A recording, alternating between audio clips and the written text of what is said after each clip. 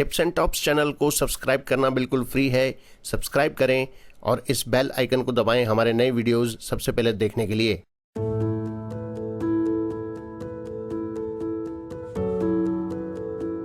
स्वामी रामसुखदास जी महाराज को शत शत नमन। आज का विषय है सब नाम रूपों में एक ही भगवान। महाराज जी के शब्दों में, भारतीय संस्कृति में सबसे मुख्य वेद माने जाते हैं। वे अपौरुषेय हैं, अनादि हैं और सदा रहने वाले नित्य हैं। उनमें कर्म, उपासना और ज्ञान तीन कांड माने जाते हैं।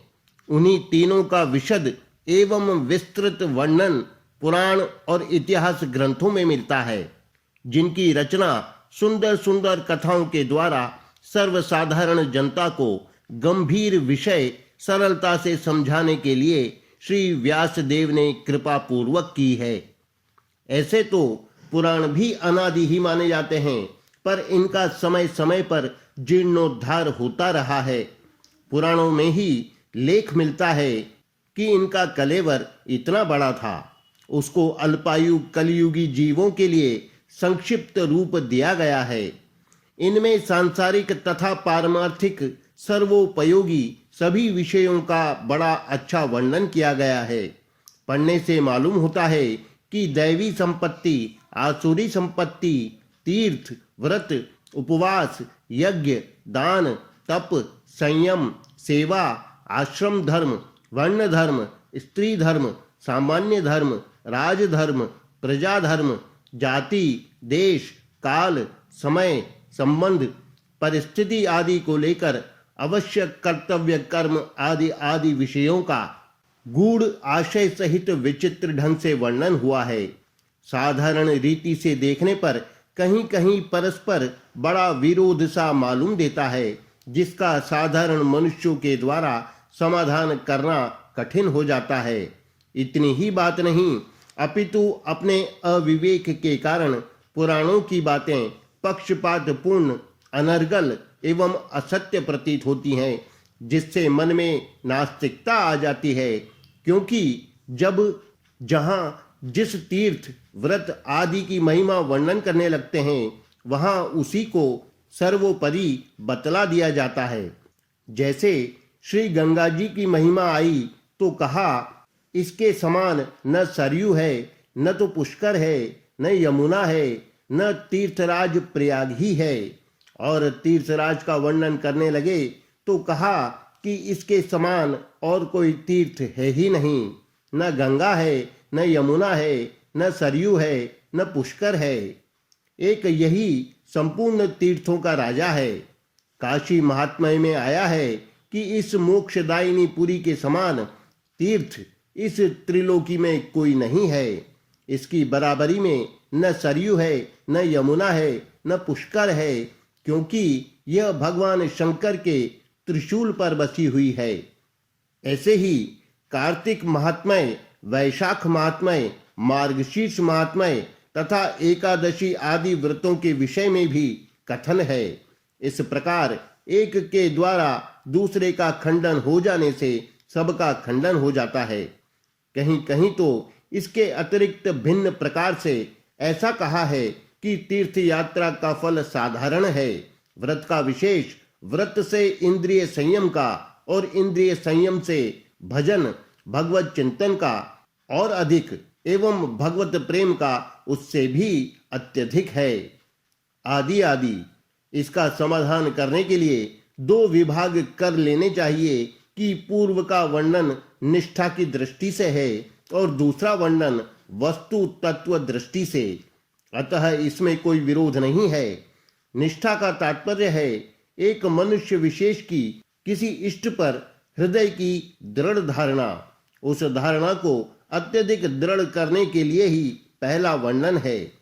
इससे हृदय प्रधान साधक की वृत्ति सब ओर से हटकर एक इष्ट में लग जाती है और उसी में सर्वोपरि अनन्य भावना हो जाती है।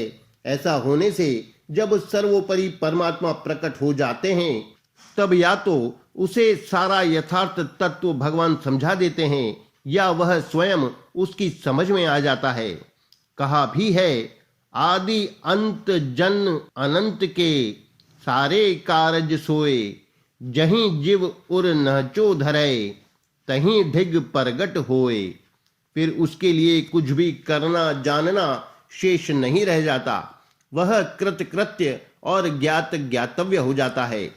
दूसरे प्रकार का वर्णन बुद्धि प्रधान तर्कशील मनुष्यों के लिए है। उस पर विश्वास करके चलने वाली क्रमशः एक से दूसरे और दूसरे से तीसरे साधन द्वारा यथार्थ स्थिति में पहुंच जाएगा। यदि तारतम्यता के विवेक द्वारा निसंदिग्ध होकर तेजी से चलता रहेगा तो वह भी क्रमशः सब श्रेणियों को पार करता हुआ उस पार पहुंचकर सदा के लिए कृतकृत्य ज्ञात ज्ञातव्य हो जाएगा। सिद्धांततः बात यह है कि श्री परमात्मा एक हैं, वे ही अनेक जगह अनेक नामों से कहे गए हैं। वे अनेक जगह अनेक रूपों में रहते हुए भी हर एक जगह पूर्ण रूप से ही विराजमान हैं। जो उनको जिस भाव से, जिस रूप में, जिस प्रकार चाहता है वह वैसे ही उनको प्राप्त कर लेता है, क्योंकि वे भी उसे वैसे ही चाहते हैं। उनकी यह घोषणा है, ये यथा माम प्रपद्यन्ते तांस्तथैव भजाम्यहम्। अतः कोई चाहे किसी भी रीति से उनको भजे।